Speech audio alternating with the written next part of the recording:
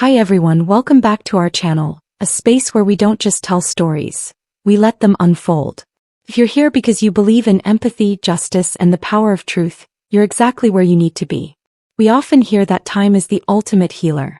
But what happens when the very things that cause a wound keep happening every day, in ways that go unnoticed by most? Racism isn't always a spectacle. It doesn't always shout through fiery symbols or venomous slurs. Sometimes it's a quiet whisper, a knowing silence, a missed opportunity. Some people will say, "Isn't it time we move on? Things are so much better."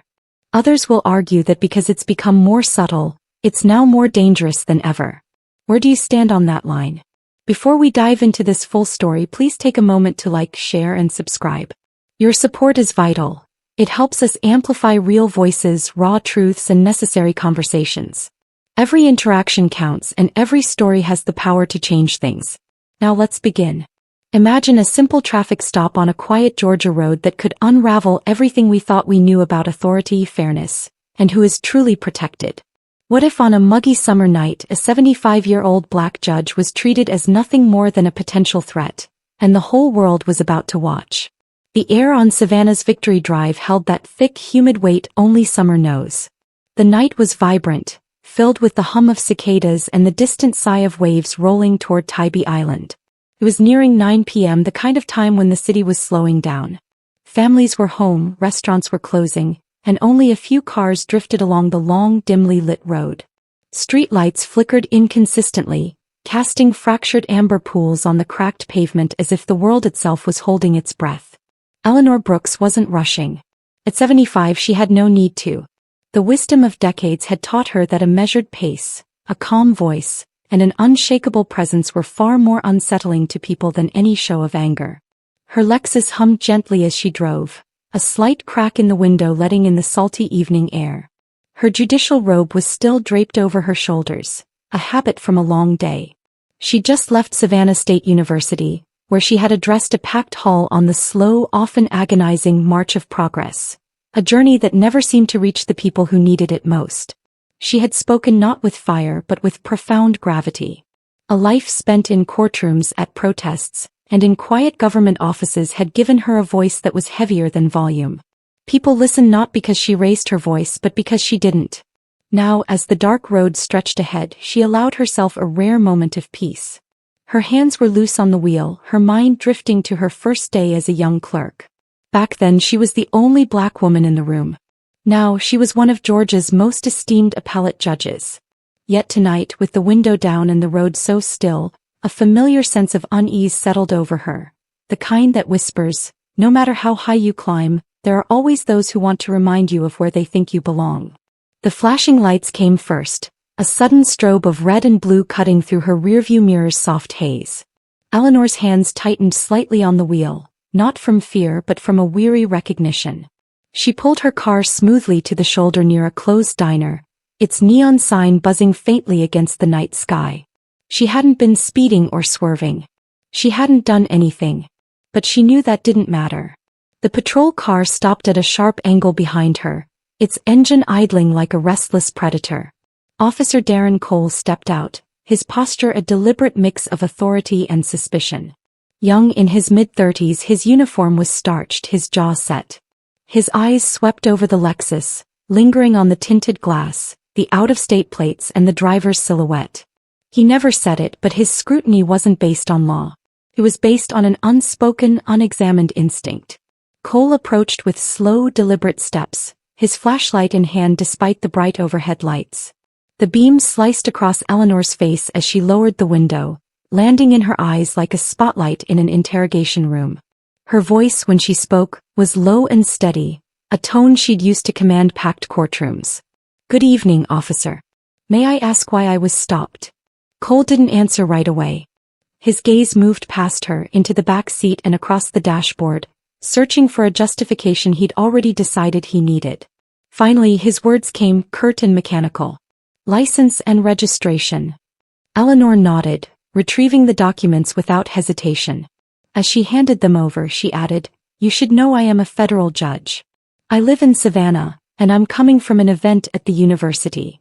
She presented her judicial ID with her other documents. Cole barely looked at them. His lips thinned as he straightened up, one hand resting on his holster, not a threat, but a reminder of who held the perceived power in this moment. "Step out of the vehicle, ma'am." Her brow creased, not in confusion but in a quiet, measured disapproval. "On what grounds?" He didn't miss a beat. "Obstruction. You're refusing to comply." The words sounded rehearsed, a line he'd used before to turn procedure into a weapon. Eleanor's fingers brushed the phone on her dashboard, tapping the record button. A faint chime confirmed it. If this night was to go the way so many others had for people who looked like her, she knew she'd need more than her title. "I am fully complying, officer," she said, her calm tone as sharp as a blade. "You've asked for documents and I've provided them. I have a legal right to know why you are ordering me out of my car." Cole's jaw twitched. His pride flared, eclipsing his reason. "You want to do this the hard way?" Eleanor didn't respond. Her silence wasn't submission. It was the kind of silence that made people squirm, that filled the space with heavy implication. Across the street, a young man stepped off a curb, his phone already raised, filming. He didn't call out or intervene, just held his lens like a witness all too familiar with how quickly things could escalate. Eleanor saw him in her peripheral vision. It offered her no comfort. Not yet. A camera can record the truth, but it can't always stop a moment from spiraling out of control. She took a slow, deliberate breath. Cole's voice rose, sharper now, echoing across the empty road. "Step out now or I'll open the door myself." Her reply was a stone dropped into still water. "That would be an illegal search, officer. And you know it." For the first time his hand touched the chrome door handle. The sound of his fingers against the metal was louder than the cicadas, louder than the neon buzz, louder than her own pulse. And in that suspended second, under the broken amber light, the night held its breath. This was never just a traffic stop. It was a moment on the brink of explosion, and everyone, whether they knew it yet or not, was about to find out why.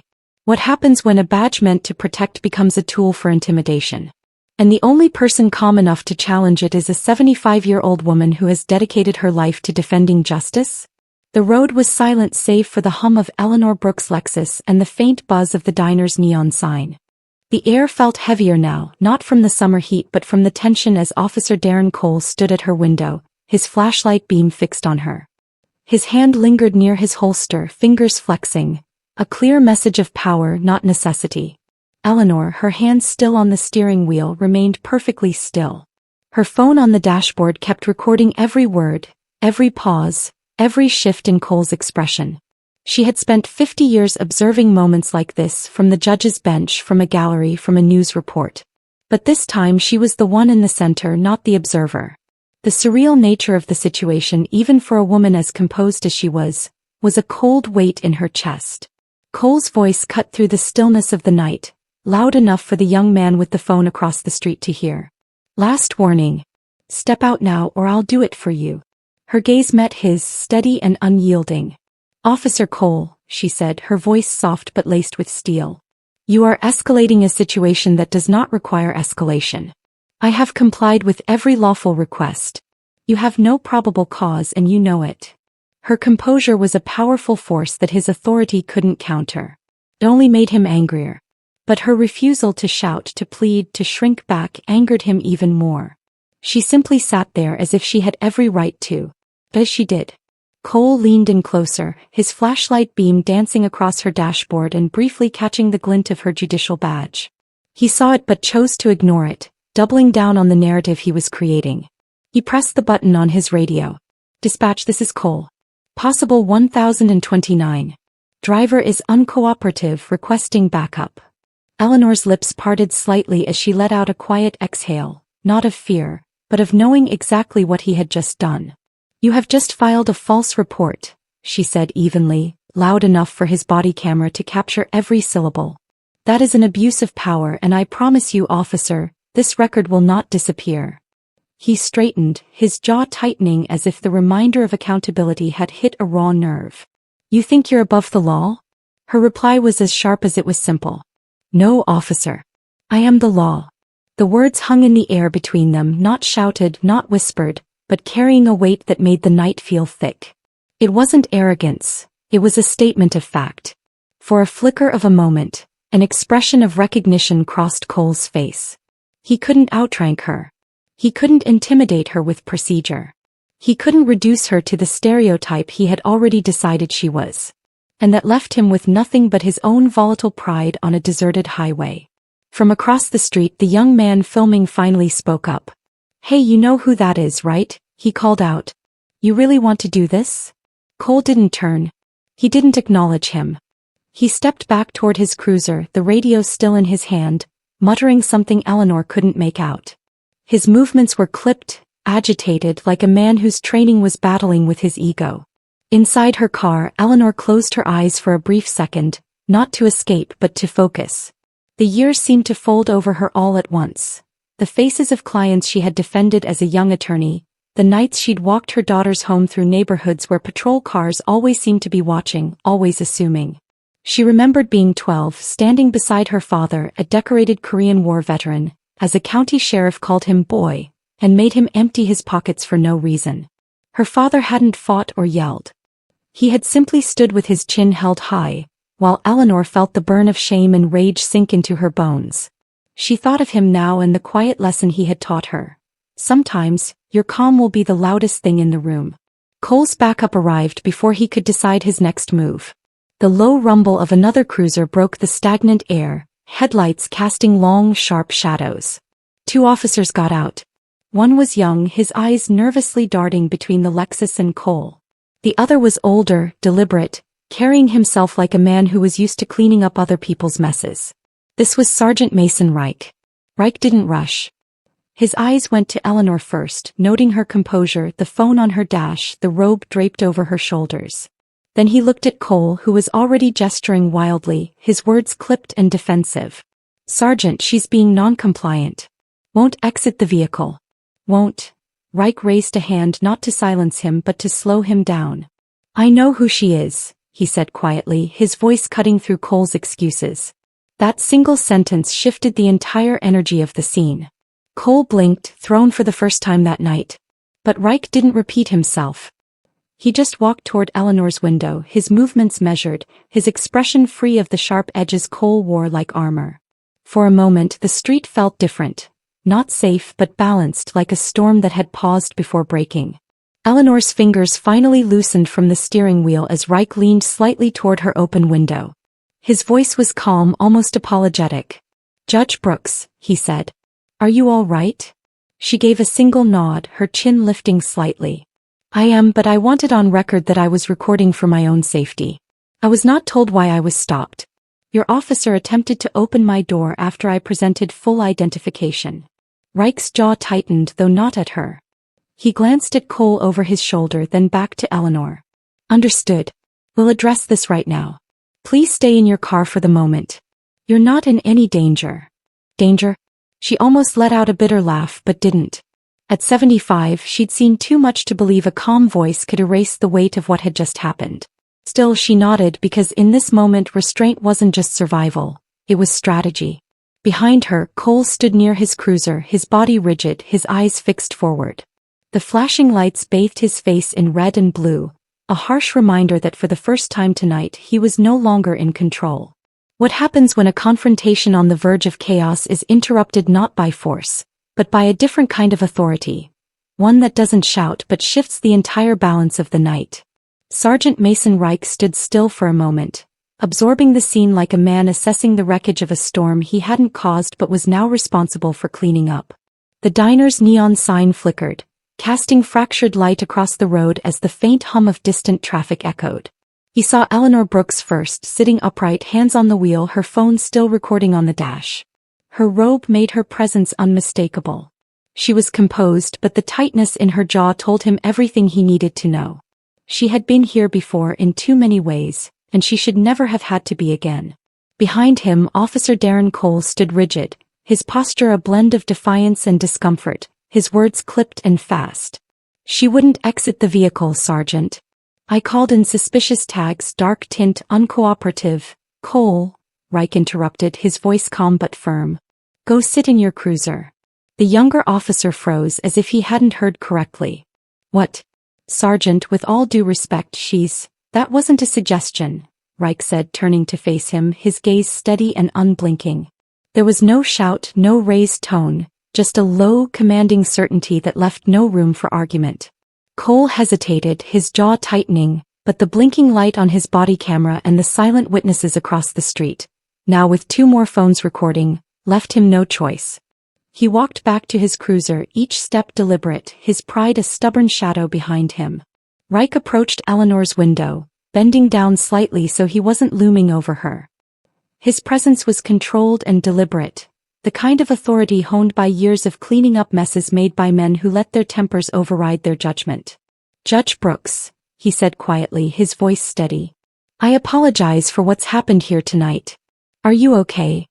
Eleanor turned her head toward him, her eyes steady, her voice calm but unyielding.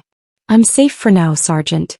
But your officer attempted to open my car door after I presented my credentials. He called in a false report before backup arrived. My phone has recorded every moment." Reich nodded slowly, his expression unchanged, but his mind was already connecting the dots. "Understood. I'll ensure that recording and every second from the body cams makes it into the report untouched. This will be addressed." He glanced toward the diner where the young man and an older couple stood filming in silence, witnesses holding a power that couldn't be erased once uploaded. For the first time since the stop began, Eleanor let her fingers leave the steering wheel, resting them lightly in her lap. It wasn't relief, not yet. It was an almost imperceptible release of tension. She studied Reich for a moment, measuring him the way she had measured countless people on the bench. There was no arrogance in his voice, no attempt to placate. Just a quiet understanding, born not of sympathy but of recognition. "Sergeant," she said after a pause, "I trust you understand this won't end on the roadside. I will be filing a formal report not just with your department but with federal oversight. This isn't the first time I've seen an officer use procedure as a weapon, but it should be the last time it happens to me or anyone like me." Reich didn't flinch. "I understand, ma'am. And you're right. I'll make sure the chain of custody on all evidence is secured. Nothing disappears." The way he said it, quiet but absolute, held a weight Eleanor didn't often hear outside of a courtroom. It reminded her of something her father had told her years ago. There are men who carry a gun because they're scared, and there are men who wear a badge because they remember who they serve. It's your job to know the difference. She could see, at least in this moment, which kind Mason Reich was. Still, an ache remained in her chest, not from fear but from profound exhaustion. At 75, after decades spent fighting for justice, here she was on the shoulder of Victory Drive, reminded once again that to some her title, her age, even her lifetime of service could vanish the moment they saw her skin before they saw her humanity. Reich noticed the flicker in her expression. "Do you want to step out now, Judge Brooks?" he asked gently, "or would you prefer to remain in the vehicle until we conclude?" She looked down at the robe in her lap, then back up, her posture straightening. "I'll step out, but on my terms, not his." The door opened slowly, deliberately. Not because she was frail but because every action in this moment needed to be measured. The night air was thick and warm against her skin, the sound of the cicadas swelling again now that the shouting had stopped. Across the street, the young man lowered his phone slightly but didn't stop recording. The older couple nodded faintly, their faces a mixture of relief and anger, knowing the video they held would soon travel far beyond this road. As Eleanor stood beside her car, she adjusted the robe over her shoulders, not for effect but for steadiness. It had been a long time since she'd had to use it as armor outside of a courthouse, but tonight, it felt necessary. She turned her gaze toward Cole, still in his cruiser, his jaw locked, his hands gripping the wheel. "Sergeant," she said softly, her eyes never leaving him. "Make sure he understands. A badge isn't a license to humiliate. It's a responsibility. And tonight he forgot that." Reich gave a single nod. "He will. And so will everyone who needs to hear about this." The hum of the neon light returned to its steady flicker as the night seemed to exhale, the chaos settling into something quieter, though far from finished. Eleanor didn't smile or relax because she knew this was just the pause before a larger storm, the one where the recordings, the reports, and the truth would speak louder than anything said on that roadside. For now, she stood steady in the Georgia night, a 75-year-old judge whose silence carried more weight than Cole's threats ever could. Sometimes, a moment meant to be buried under routine reports and flimsy excuses doesn't just survive. It ignites, spreading far beyond where it began until an entire city can't look away. By the time dawn cast its first pale light over Savannah, the video was already everywhere. Andre Watkins hadn't intended for it to explode the way it did. He'd uploaded the clip to a small community Facebook group just after midnight, thinking it might be shared among a few neighbors. But by sunrise, it had spread to Reddit local news feeds, and had been chopped into quick caption fragments on TikTok. Within hours it had over 1 million views. Strangers across the country were watching a 75-year-old black federal judge sit calmly while Officer Darren Cole's voice cut through the humid air. Each clipped command and agitated gesture replayed in a loop for the world to dissect. Savannah woke up to more than just the heat that morning. It woke up to a conversation it could no longer avoid. At coffee shops on Broughton Street, the clip was playing on phones. At bus stops, people huddled together, shaking their heads, muttering words they'd said before, but never with this kind of proof in their hands. "If that's how they treat her," one woman whispered, "what chance do the rest of us have?" By noon, the first handmade signs appeared outside City Hall. There was no formal protest yet, just small clusters of people who had seen enough to know they needed to stand somewhere visible. On cardboard and with markers, their messages read, "If she's not safe, who is? Record everything. Justice for Eleanor." They weren't shouting yet, but the silence of their presence was louder than any chant. In homes across the city, Eleanor Brooks' name was now spoken not just as a title, but as a person. A former teacher, a mentor, someone who had held free legal workshops for retirees and spoken at churches about navigating a system that often treated people like paperwork instead of citizens. Her life's work became the vital context the video alone couldn't provide. This wasn't just a judge being stopped. It was a woman who had spent 5 decades protecting others from exactly this kind of humiliation, now experiencing it herself. Inside the Savannah Police Department, the mood was as thick as the summer air. Chief Patricia Vaughn sat at the head of a long conference table, her jaw set as she listened to Captain Jonah Price's update. Darren Cole's file was on the screen, clean at first glance, but as Internal Affairs investigator Camila Ortiz spoke, a different story emerged. 2 prior complaints of unnecessary escalation during traffic stops, both quietly resolved. 1 civilian report of verbal harassment dismissed for lack of corroboration. On their own, they weren't damning, but together, paired with the footage now saturating the internet, they painted a picture the department couldn't spin away. "We're past damage control," Ortiz said, her voice even but sharp. "This isn't about one officer anymore. This is about trust. If we don't handle this transparently, we don't just lose him, we lose the public." Mayor Franklin Dorsey, seated at the end of the table, rubbed his temple, his phone buzzing with texts he didn't dare read. "We can't afford a scandal that reaches the State House. Suspend him, release a statement, commit to a full review. And someone needs to reach out to Judge Brooks before the national press does." While the city scrambled, Eleanor remained silent. She didn't speak to reporters or issue a statement. Instead, she drove herself to the small church on Habersham Street where she had worshipped for over 40 years. The sanctuary was empty except for a custodian, but she sat in the 3rd row, her hands in her lap, eyes closed. She wasn't praying for retribution or asking for a favor. She was centering herself, preparing for the weight she knew was coming, not just for her, but for all the people who would now see her as a symbol. That evening, more people gathered outside City Hall, spilling from the sidewalks into the square. Their voices finally rose together. They weren't just there for Eleanor. They were there for every name that hadn't been caught on camera. Every moment buried in the files Camila Ortiz was now unearthing. Candles flickered in plastic cups as the crowd swelled, not a roar but a hum, a promise that this time, the moment wouldn't be allowed to fade quietly. And Eleanor, watching from the quiet of her living room, her robe draped over a chair, felt something she hadn't felt the night before. Not relief, not vindication, but a quiet, steady resolve. This wasn't over, and she would not let anyone pretend it was. What happens when the world finally listens, not because someone shouted, but because one calm, steady voice refused to be silenced? Under the bright morning sun, Eleanor Brooks stood before a row of microphones outside the historic Lucas Theater, a place where Savannah once gathered for entertainment, but now gathered for truth. The crowd stretched along the street, quiet and waiting, their signs resting by their feet. Her navy blazer caught the light, but it was her presence, not her title, that held every eye. She didn't look like someone who had been shaken. She looked like someone who had been waiting for years for this moment to mean something. "My name is Eleanor Brooks," she began, her voice carrying not through volume but through profound clarity.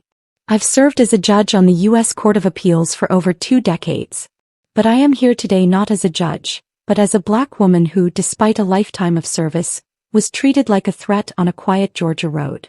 She paused, letting the words sink in, watching the cameras lean forward as if into her truth. "This isn't just about me. It's about the countless people who never had a robe, never had a platform, and never had their story told. I was lucky. I had all 3. And still it nearly wasn't enough." Her words didn't spark cheers.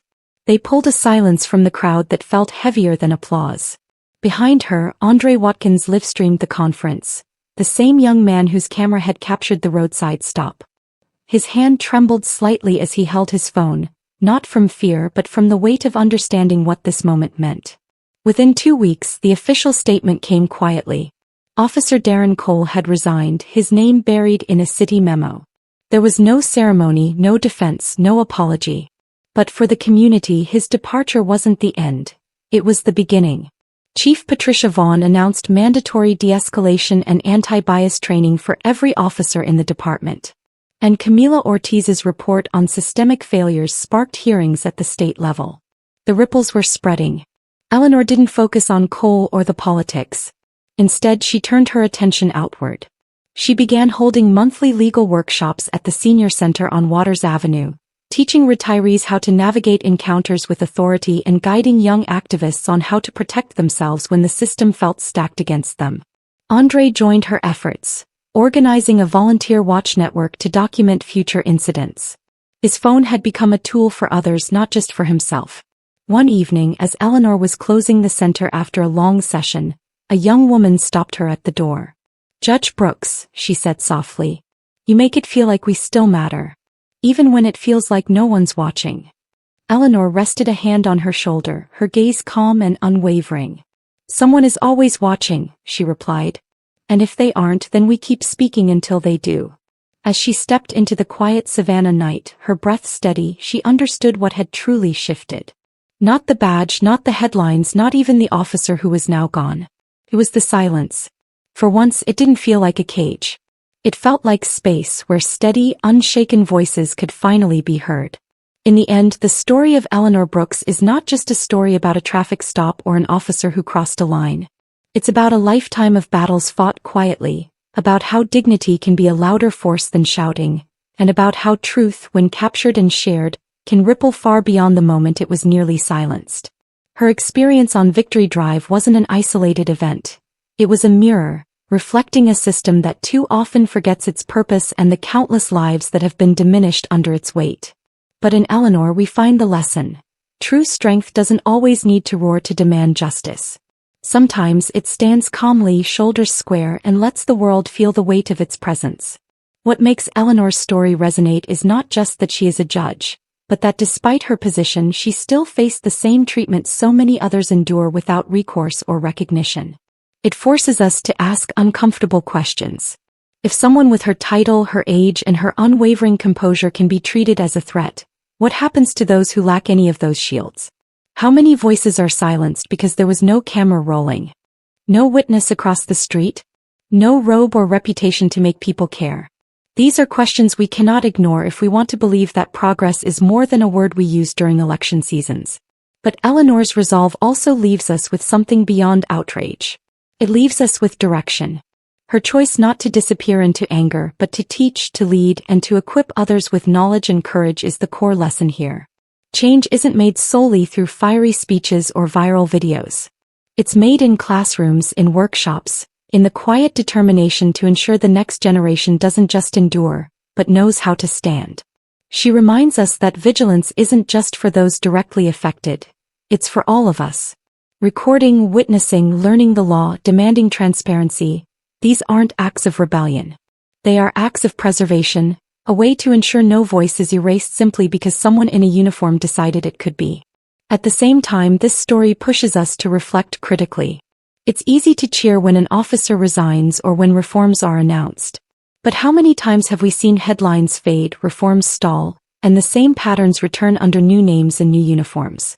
True justice isn't a single resignation or a new training program. It's a constant, unrelenting demand for accountability, one we can't afford to abandon just because the cameras have moved on. If we truly believe in fairness, then we must be willing to keep asking hard questions, keep showing up, and keep holding systems to their own promises even when the spotlight dims. Eleanor's story is a reminder, a challenge, and an invitation. A reminder that silence doesn't have to mean defeat. A challenge to keep pushing for the kind of justice that doesn't require titles or cameras to be real. And an invitation to every person watching or reading to not just consume her story but to carry it forward. If her courage moved you, if her steadiness struck something inside you, then let it push you into action. Like this story, if you believe voices like Eleanor's deserve to be heard. Share it with someone who still believes that justice is not just a courtroom word, but a collective duty.